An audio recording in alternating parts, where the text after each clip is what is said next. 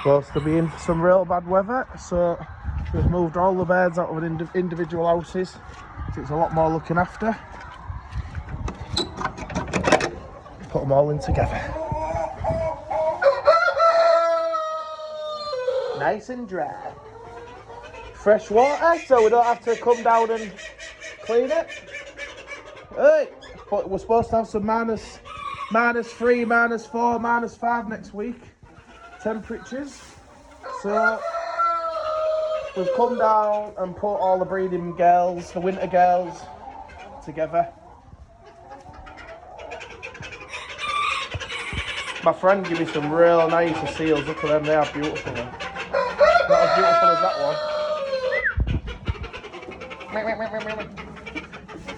Here, Donald. Donald, here, look. Apple. Yeah, so they're all in here together. Just over the winter. We'll give them a good clean out. Ready to get at it in April, when the chicken season begins. You noisy buggers! Look at them, loving it.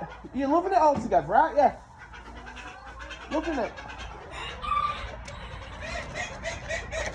And then when the lockdown's finished, they can have the run again.